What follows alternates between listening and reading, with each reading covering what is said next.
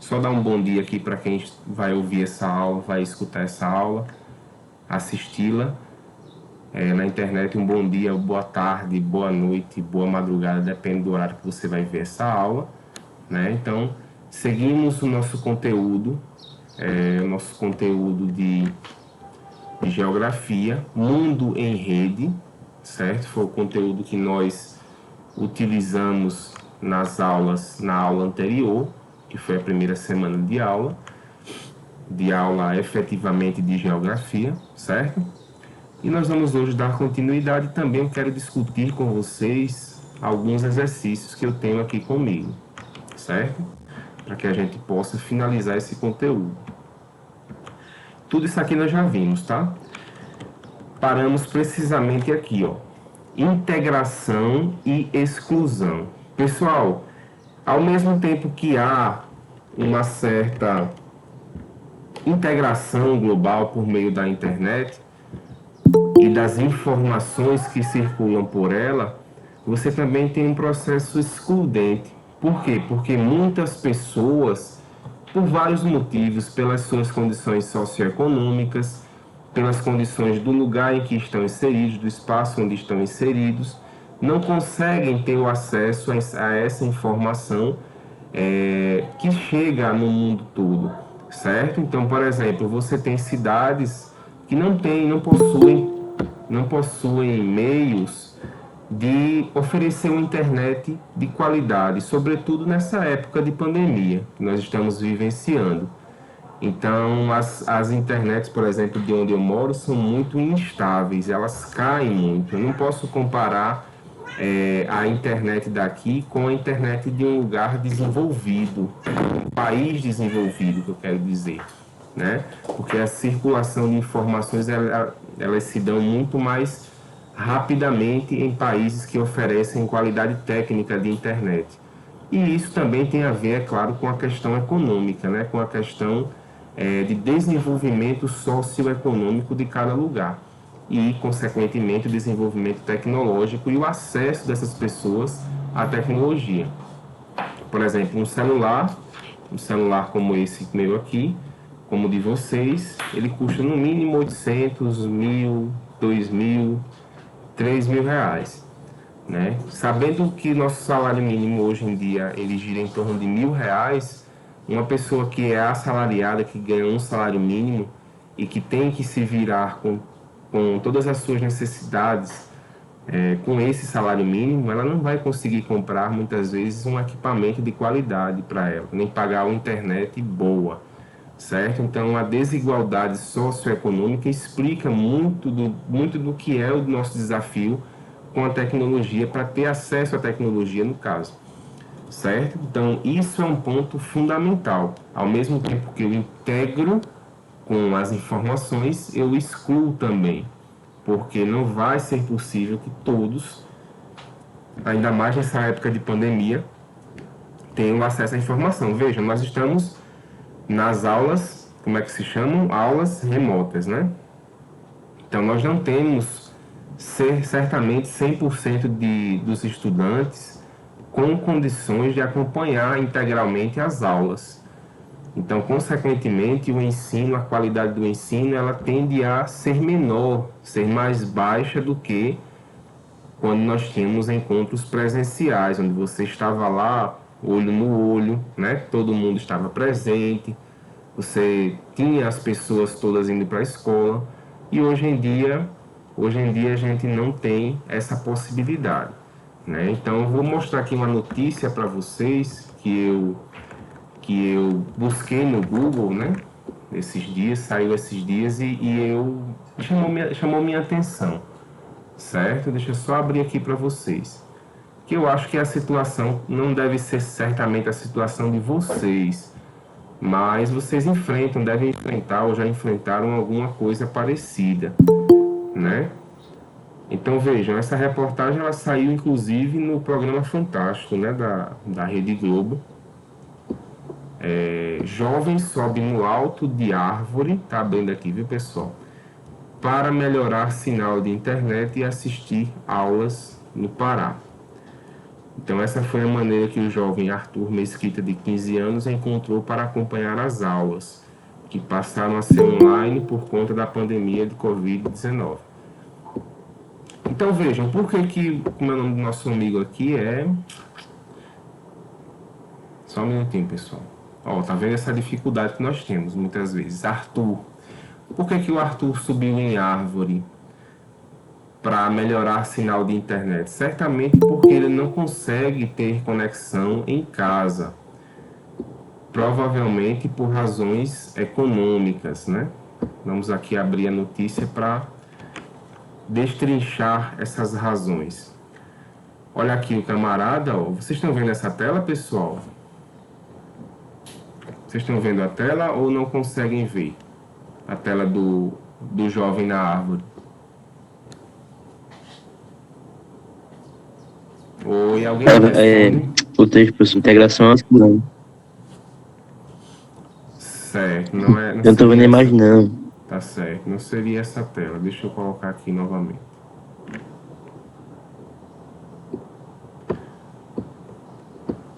Vou interromper o compartilhamento dessa primeira imagem.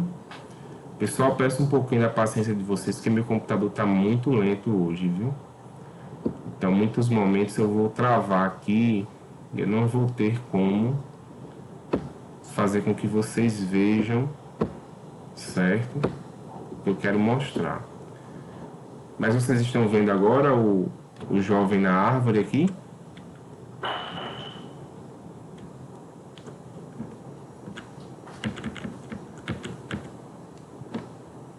Agora sim.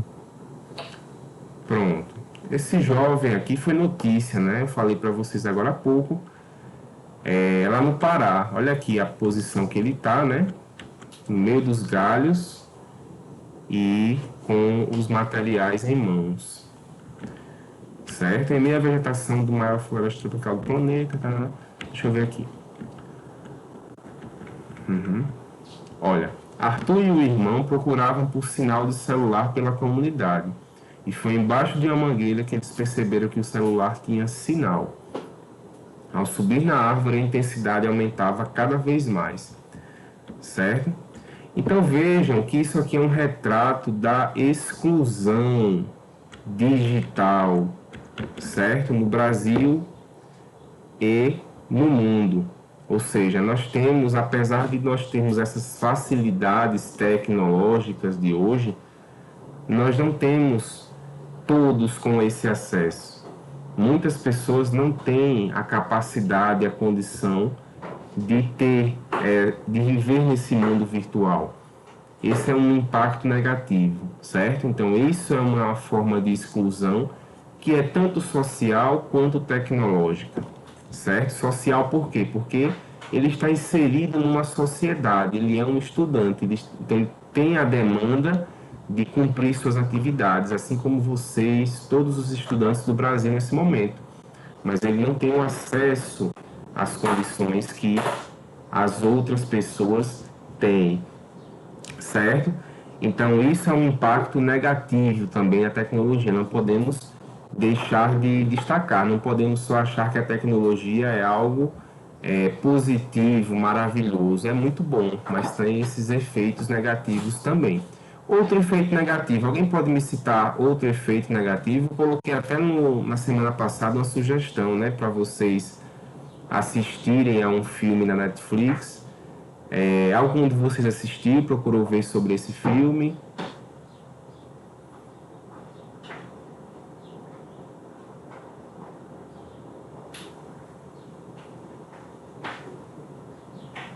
Bom, não querem responder, né? Então, beleza. Esse filme foi o Dilema das Redes, que eu sugeri a vocês que vocês vissem, né? Então, nós, nesse documentário, tem muitos pontos negativos da tecnologia. A questão dos seus dados, certo? Que são utilizados por muitos sites para manipular informações, para manipular publicidade para você, certo? Veja que quando você, por exemplo, faz uma busca no Google, sapatos né, da All Star, que são aqueles sapatos cano alto e tudo mais, que eram são muito usados hoje em dia ainda. E aí você vai ver quando você abre depois a página de uma rede social ou mesmo página do navegador, tem lá um anúncio do sapato lá para vender para você, certo? Então, isso é uma coisa que é feita, que é manipulada pelos algoritmos dos computadores, da internet, certo? O que são os algoritmos? São esses pequenos, digamos assim, espiões que acabam capturando o que você pesquisa, de modo que na próxima vez que você for utilizar, ele vai tentar manipular o seu comportamento, vai tentar induzir você a comprar aquele produto, certo? Gerando um ciclo de consumo. Isso acontece com todos nós, certo? Porque nossos dados automaticamente acabam ficando gravados na internet. Então nós não temos como fugir disso, certo? Então nós temos que ter muito cuidado também com hackers que atacam hoje. O que são hackers, pessoal? Alguém sabe aí o que são hackers? Então, tipo os ladrões da internet. Eles roubam seus dados, conta bancária, esse negócio. Tipo isso. Exatamente, Murilo. São os ladrões, como você utilizou o termo aí, da internet, porque eles acabam capturando seus dados, inclusive para se beneficiar, né? Às vezes para montar esquemas, para montar grandes grupos de informações sobre você, de modo que você não tem como ter mais a sua autonomia velada, certo? Só um minutinho aqui, pessoal. Oi. Não, não contigo não. E o que foi? Ah, só pra olhar pra você mesmo. Tá bom. Certo, gente? Alguém pode me citar outro efeito negativo da tecnologia? Já falamos dos hackers, já falamos da questão da exclusão de muitas pessoas a esse acesso. Alguém pode me citar outro exemplo? Cyberbullying. Justamente, cyberbullying e os discursos de ódio de uma maneira geral, né? Que com a internet eles se amplificaram muito, né? Discursos racistas, preconceituosos, xenófobos, né? Muitas vezes nós nordestinos somos xingados em redes sociais, né? Como forma de preconceito à nossa origem, certo? Para citar só um exemplo, né? Tem vários preconceitos religiosos, preconceitos de todas as naturezas. Então, o cyberbullying, como você citou, é um exemplo. Sabe o que é o bullying? O bullying é essa agressão psicológica que uma pessoa pode sofrer, né? E o termo cyber significa no espaço da internet, no espaço informático, certo? Então nós temos esse problema, os discursos de ódio, tanto que os computadores hoje, a internet, melhor dizendo, ela já apresenta vigilância para isso, para coibir discursos de ódio, certo? O YouTube, o Facebook, o Instagram, se você postar um discurso de ódio contra o que quer que seja, né, preconceituoso, ele já automaticamente vai eliminar a sua postagem, porque ele entende que vai contra as políticas da comunidade que está inserida no Facebook, no Instagram, no YouTube, né? E vamos combinar que isso é uma medida muito certa. Por quê? Porque se você deixar aberto para qualquer pessoa falar o que quiser, a qualquer hora, você acaba aumentando problemas da sociedade. Então, por exemplo, o racismo ele tem que ser combatido de forma muito veemente, porque ele é uma prática já internalizada na sociedade brasileira, sobretudo.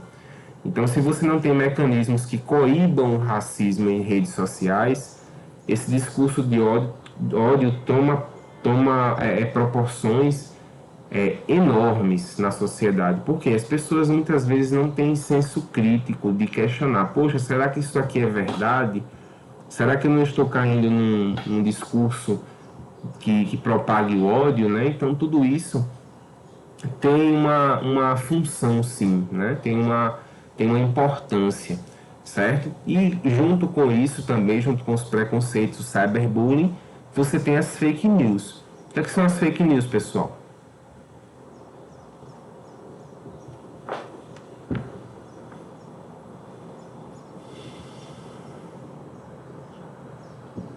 Deixa eu ver aqui, Denison Duarte. O que são as fake news, Denison Duarte? Oi, professor, não entendi. Pode repetir, por favor? Eu perguntei o que são fake news.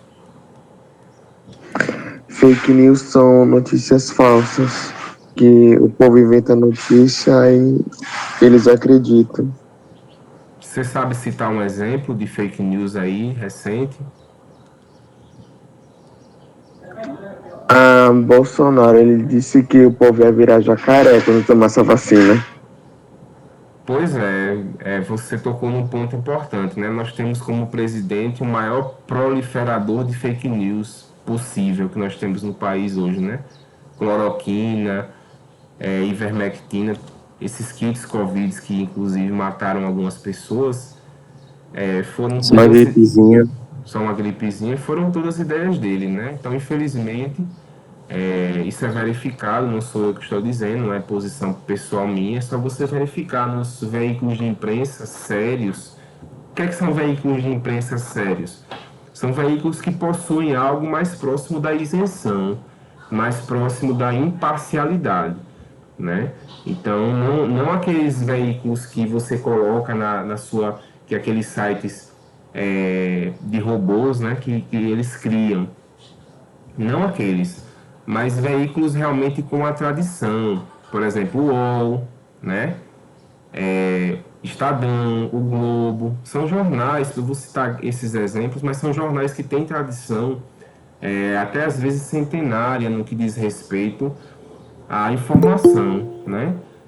Embora tenham cometido distorções ou erros nas suas histórias, mas esses veículos eles são fontes confiáveis ainda, né? Então, o jornalismo é isso. O jornalismo é a busca pela informação correta, certo? O jornalista ele tem que ter muito cuidado com o que ele informa ao telespectador ou ao leitor, dependendo do veículo que ele trabalha, né? Pode ser no jornal impresso ou no jornal, na mídia televisiva ou na internet, certo? Então, pessoal, isso é fake news, como o Denison respondeu bem. São notícias falsas, são notícias que são vendidas como verdadeiras, mas na verdade são falsas. E por isso tudo é muito importante o questionamento, a gente questionar tudo, certo? O que mais, pessoal? Tem aí alguma dúvida? Vocês estão entendendo o contexto? A gente está falando um pouquinho dos impactos negativos dessa integração tecnológica. E dentro dessa integração nós temos a exclusão também, né? E o cyberbullying e os discursos de ódio, as fake news e por aí vai. Certo? E se vocês tiverem qualquer dúvida aí, perguntem, tá certo? Olha só esse gráfico, pessoal. Vou interromper mais uma vez aqui esse compartilhamento. Vou apresentar outra tela para vocês. Só um minuto. Aqui. Bom, vocês estão vendo esse gráfico aqui que em barras que nós estamos mostrando?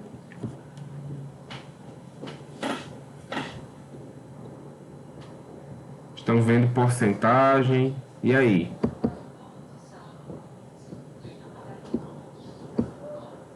Oi, me dê uma luz aí, digam se vocês estão vendo. Sim, professor. Só não dá pra ver a porcentagem direito. Certo, eu vou dar um zoom aqui para ficar maior. Pronto. Ó, pessoal, isso aqui é um dado de 2011, certo? Nós temos o quê? 10 anos de diferença. Mudou alguma coisa, certamente, mas não substancialmente, ou seja, não tem mudanças a ponto de fugir muito disso, certo? Vejam que na América do Norte, nós temos 78% da população com acesso à internet. Ou seja, isso é mais do que 3 em cada 4 cidadãos da América do Norte, né? Países como Estados Unidos, Canadá e México, né? São esses 3 países que compõem a América do Norte. Vejam que a Oceania também tem um número muito interessante, quase 70%. A Europa também, quase 60%, mais de 60%. Mas aí você vai para a América Latina, ó, você já fica com uma média bem mais baixa, em torno de 40% da população apenas tem acesso à internet. Isso é o quê? Isso é menos do que 1 a cada 2 cidadãos, cada 2 pessoas, né?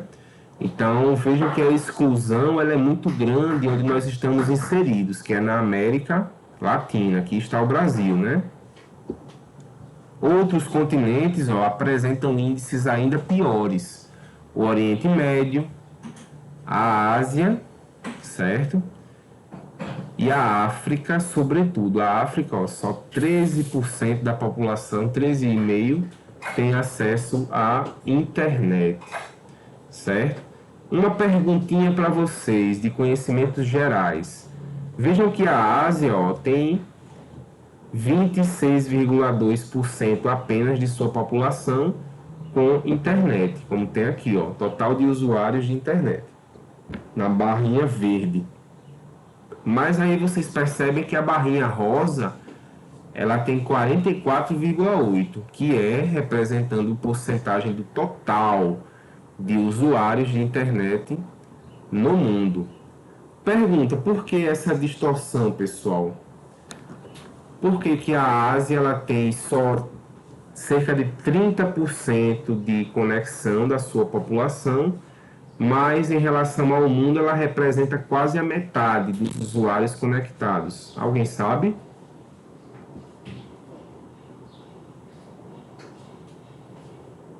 Estão me ouvindo?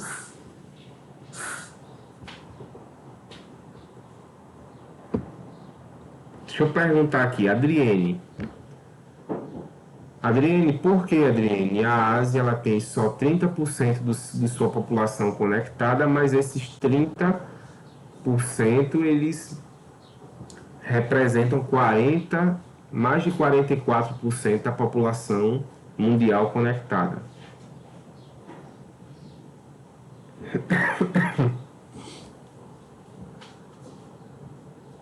Adriene.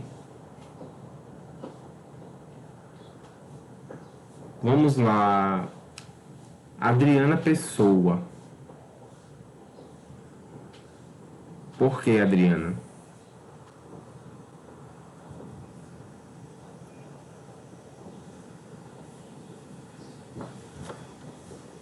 Está difícil hoje, viu? Vocês não querem participar, né?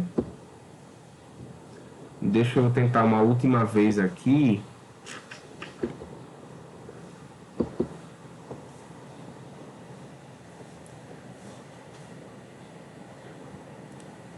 Manuel Neto. E aí, Manuel? Por que, Manuel?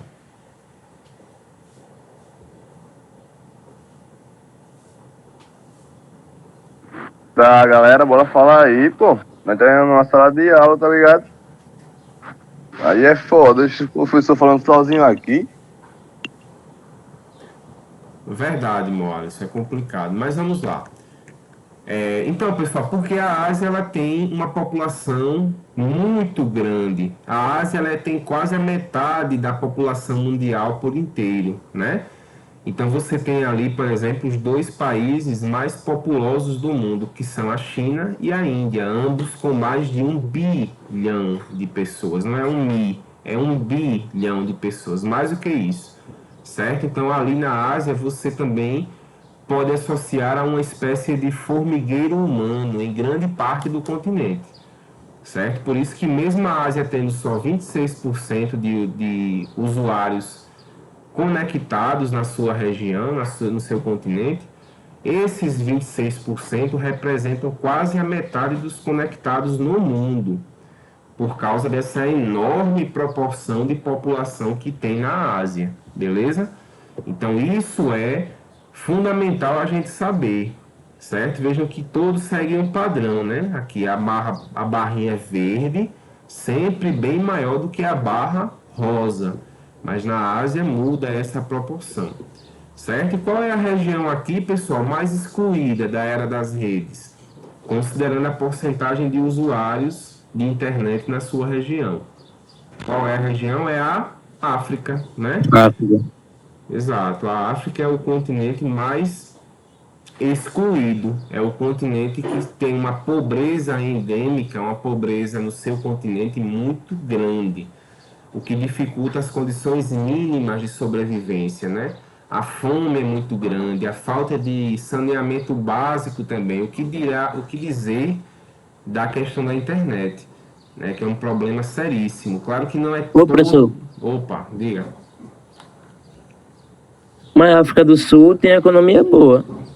Exatamente, é o que eu iria falar. Nós temos alguns países no continente africano que têm uma condição melhor do que outros. Não é todo mundo que lá na África que vive nessas condições, é claro. Mas tem muitos países que, infelizmente, não têm capacidade econômica de desenvolvimento social para ter uma melhor qualidade de acesso a essa internet e também as condições mínimas de sobrevivência, né? Claro que os países, por exemplo, do norte da África, Egito, Argélia, Líbia, né? Tunísia, são países que são mais próximos do desenvolvimento do que os países chamados países países subsaarianos, que são aqueles abaixo do deserto do Saara.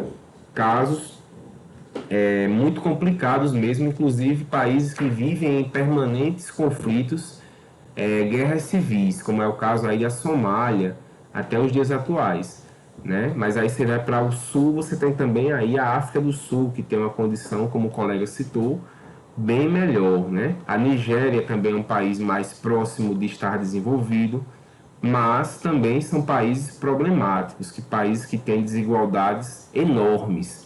A África, até a África do Sul, no caso, até um tempo atrás tinha o apartheid. Alguém sabe o que foi o apartheid? Alguém já ouviu falar nisso? O apartheid, pessoal, foi um regime de segregação, ou seja, de separação racial entre brancos e negros. Então, os negros não podiam usar as mesmas coisas nos mesmos lugares que os brancos, não podiam sentar em lugares iguais aos brancos.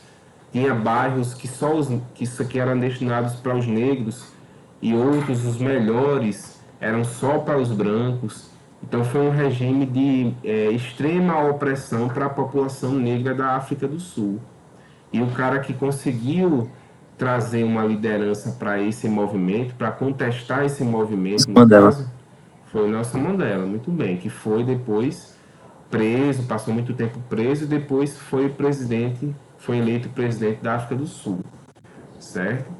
Morreu aí Ô, professor, recentemente. Oi. esse apartheid foi na África, né? África do Sul, certo? Cuidado para não confundir. Do África, quando eu Sul. falo África, é o continente africano todinho.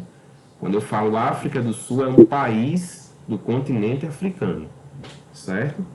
E Nelson Mandela foi o representante dos negros, né? Nesse evento, digamos assim. Isso. Ele contestou a ordem, né? O apartheid, a prática do apartheid e buscou trazer um espaço de diálogo na sociedade da África do Sul. Tanto é que hoje a África do Sul ela melhorou muito, embora ainda exista o racismo lá, é muito forte ainda, mas para o que era, melhorou, né? Teve um avanço.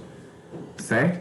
Então, pessoal, as práticas espaciais em rede, né? Estamos chegando já próximo do nosso fim na aula de hoje. As práticas espaciais em rede o que são as práticas espaciais? São as atividades econômicas, inclusive, que se desenvolvem nas redes. Práticas essas legais ou não. Eu não sei se vocês já tiveram a oportunidade de assistir a série Narcos no Netflix. Né? Narcos, não Narcos, tem vários Narcos, né? Narcos com o ator brasileiro Wagner Moura. Narcos mostra, é uma série muito forte, né? Tem muitas cenas horríveis de violência, assassinato, enfim. Mas quem tem sangue frio para assistir, é uma série que trata do narcotráfico na Colômbia, nos anos 80 e anos 90, em torno da vida de Pablo Escobar. Pablo Escobar foi um grande traficante. Ele era um dos homens mais ricos do mundo por conta do tráfico. Ganhava bilhões, bilhões, bilhões de dinheiros e construiu a sua rede logística na Colômbia e, inclusive, disputou com outros traficantes o controle de pontos, né, de cidades estratégicas para o tráfico. Professor, só completando. Oi. 80% da maconha que entrava nos Estados Unidos era dele, de Pablo Escobar. Tá vendo? Realmente, ele fala isso na série, né? A questão da exportação das drogas da Colômbia para os Estados Unidos. Porque a Colômbia ela é ali próximo já da América Central, do Caribe. Então ela já olha para os Estados Unidos, já é mais próximo dos Estados Unidos do que, por exemplo, Brasil, Argentina, Chile, que são mais voltados para o sul. Né? Então, quer dizer, vejam, isso é uma prática ilegal, isso é um crime, isso é uma prática criminosa. Ele matou muita gente com esse negócio. Mas, mesmo assim, as redes que interligavam os países eram usadas com abundância pelo Pablo Escobar e pelos seus sicários, que eles chamam sicários, né? Vamos dizer, os comparsas, os cúmplices do Pablo Escobar, certo?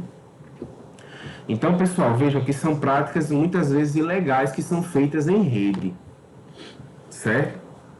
Mas falando de práticas legais, atividades que não são criminosas, né? O turismo ele é uma prática em rede, ou seja, quando você compra um pacote de turismo, você acaba, de certa forma, ajudando, amplificando esse processo de conexão de redes, né? Quando você vai, por exemplo, para uma cidade como Rio e São Paulo, você tem a chamada ponte aérea, né?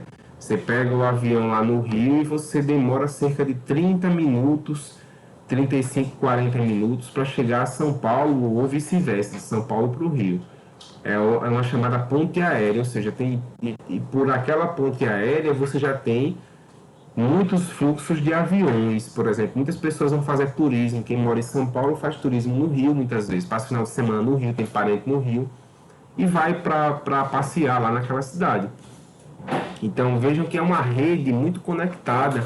E aí você chega lá, tem pacotes de turismo. Você quer conhecer, quero conhecer, sei lá, o Maracanã. Eu vou lá, compro o pacote de turismo que inclui passeios, rotas já pré-determinadas para que eu vá conhecer sem estresse, sem dor de cabeça, com guia, né, com segurança. Ou seja, veja que são atividades econômicas que se conectam.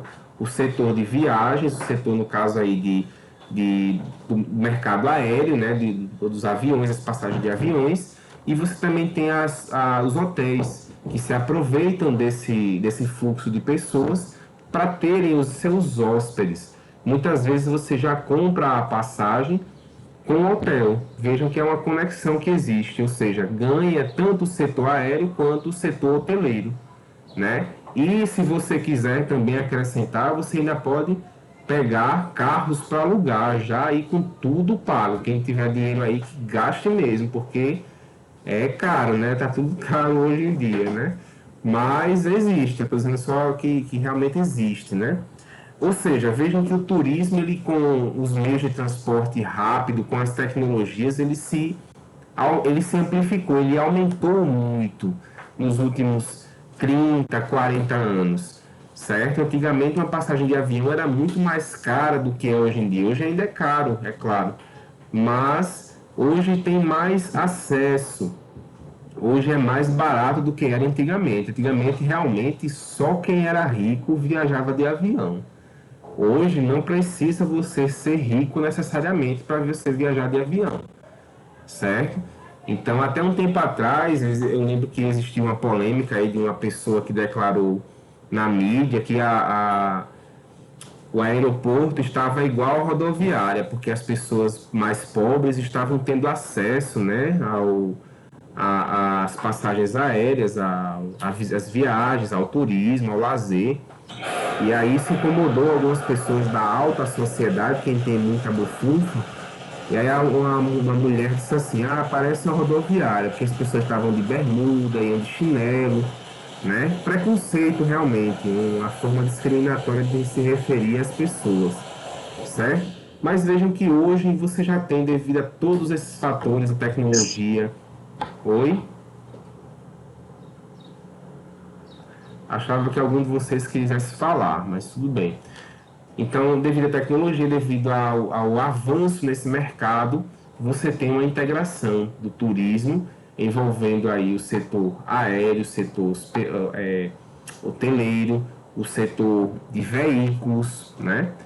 E quem vai para aquela cidade, né? Quem vai para uma cidade para turistar, como nós falamos, vai para consumir, né? Ninguém vai ficar sem consumir nada naquela cidade. Então, consequentemente, você vai gastar e você vai dar dinheiro àquela cidade, né? Você tem que pagar você vai pagar um guia, que às vezes você não vai sozinho, né? Para conhecer certos pontos que você não conhece, até para poder explorar melhor, você paga uma pessoa para lhe explicar o que aquele ponto significa, né?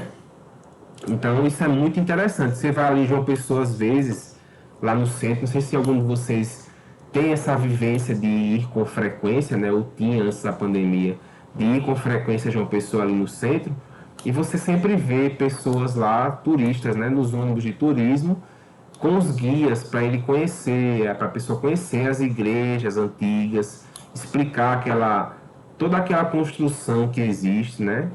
Então aquilo ali é o setor de turismo que se beneficia muito com essa construção em rede do mundo, tá certo?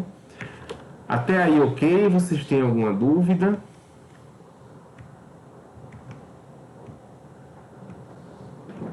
Vai pra Tayane. E também, pessoal, falando só para terminarmos essa questão, sobre também as práticas ilegais do que diz respeito a dinheiro, né? Muitas vezes os caras, os políticos principalmente, que ganham muito dinheiro, eles não querem pagar imposto aqui, impostos que são altos, certo? Ou que eles consideram altos. O que eles fazem? Eles pegam esse dinheiro e enviam para países chamados de paraísos fiscais. O que são paraísos fiscais? Olha o nome, paraíso fiscal. Paraíso é um lugar tudo de bom, né? A palavra paraíso significa isso. Então, paraíso fiscal é onde você tem uma mínima porcentagem de impostos, certo? São países geralmente pequenos que não dependem de muitos volumes de impostos para sua sobrevivência, que vivem muito do turismo, né? Países do Caribe, países como a Suíça também, lá na Europa. Então você tem também os paraísos fiscais, que essa circulação em rede também constrói, certo? Então é isso. Só para encerrarmos, pessoal, vou pegar aqui duas questões para discutir com vocês, certo? Para a gente encerrar a nossa aula de hoje. Vamos lá.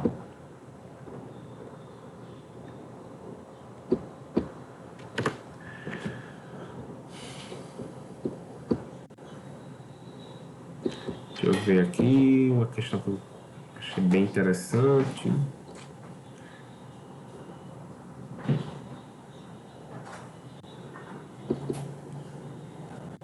Aqui, ó, eu vou lançar a pergunta e vocês tentem responder aqui, no caso oralmente, né? A presença de infraestruturas para banda larga de internet valoriza localizações, atraindo sedes e escritórios empresariais. Por que isso acontece? Alguém sabe me dizer aí por que isso acontece? Por que essa infraestrutura, né, de internet, no caso aqui, ela favorece tanto os negócios, né, os pequenos comerciantes e até os maiores? E aí, pessoal? Essa quarta questão aí. Porque ela facilita e também agiliza o negócio, pelo fato de, por exemplo, se tem um empresário na Paraíba e um no Sul, por exemplo. Não há necessidade de um viajar para encontrar o outro. Pela internet você Perfeitamente. já consegue fechar negócio. Exatamente, muito bem respondido, né? A gente tem essa necessidade da internet porque tudo hoje acaba girando em torno da internet. E a internet, ela, de certa forma, lhe influencia a aprender um idioma universal, que é o inglês, né? Então, por exemplo, você não precisa falar japonês para se comunicar com um japonês, ou não precisa falar mandarim para se comunicar com o chinês. Basta você falar inglês, né? Eu já falei para vocês, eu acho que em outro momento dos nossos encontros, que eu costumo comprar muitas vezes quando eu compro de sites chineses, né? E às vezes eu peço um produto lá e eu especifico como eu quero o produto e aí se você colocar em português fica meio que distorcido na tradução que ele faz, né, para o chinês. Então eu costumo escrever em inglês as minhas reivindicações, ó, eu quero tal produto assim, o assado, e aí ele consegue entender, né? Então o inglês ela é a língua universal. E a internet ela é muito importante porque ela é a rede mundial de computadores. Como nós estudamos, o mundo ele está cada vez mais em rede. Ele está cada vez menos dependente dos serviços analógicos. Então todo mundo hoje em dia ó, tem o mundo na palma da mão com o celular. Ninguém precisa mais esperar da 8h30 da noite para o jornal. Você pode ter informação aqui, ó, basta você acessar lá sites G1, UOL, enfim, esses sites confiáveis, né? Claro, não vou dizer que não são confiáveis, porque são, na maioria dos casos, né? Enfim, você tem tudo hoje em dia na sua mão, né? Pela internet. Você vai para uma cidade grande, eu vou para João Pessoa, professor. Vou lá para o Manaíra Shopping, né? Vou assistir a um filme lá quando as coisas melhorarem, né? Quando a pandemia acabar. Vou ver um filme no cinema. Saudade do cinema, viu, eu tô. Mas aí vocês vão assistem ao filme e aí na volta, sei lá, vocês estão na casa do parente de vocês que mora lá no bairro dos Estados. E aí vocês vão no celular, ó, não precisa esperar o ônibus passar.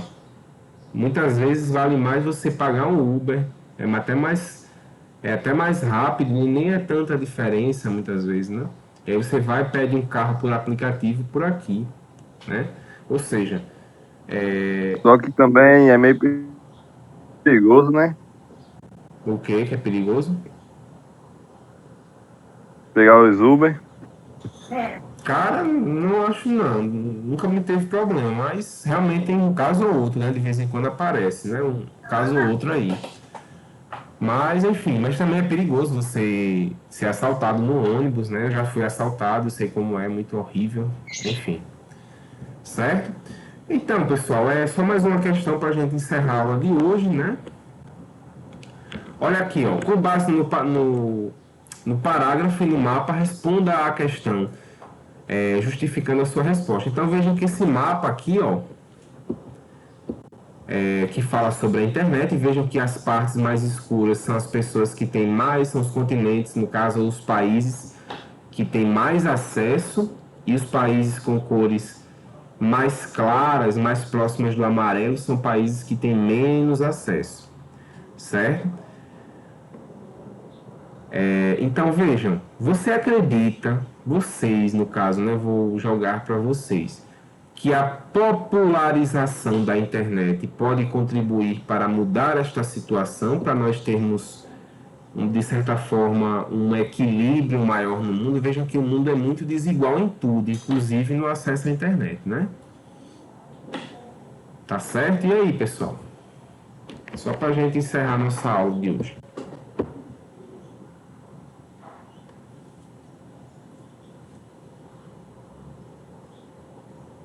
Sim, né? A pergunta, por favor. Eu perguntei se a popularização da internet, como poderia ser feita essa popularização, né? Com intervenção estatal, né? Os estados pagando internet. Por quê? Porque existem condições para isso. Os países desenvolvidos fazem isso, certo? Melhorando a infraestrutura, barateando preços, entrando em convênio com as iniciativas privadas para facilitar o acesso. Por exemplo, seria legal se vocês todos recebessem tablets com internet para o uso do ensino remoto. Isso pode ser feito, mas não é feito por uma série de motivos. Dentre elas, a vontade política que nós não temos, né? Inclusive, o governo federal aí recentemente bloqueou uma verba para as escolas que viria para justamente ter tablets para os celulares, para os alunos, né? Então saibam que vocês, por exemplo, deveriam ter tablet para acessar a internet, no caso para fins educacionais.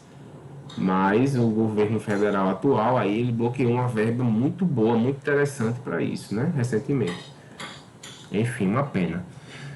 É isso, pessoal. Alguma dúvida? Estamos chegando no nosso horário, já chegamos, na verdade. Alguma dúvida, algum questionamento? Não? Então, por favor, coloquem só o nome de vocês aí, tá certo?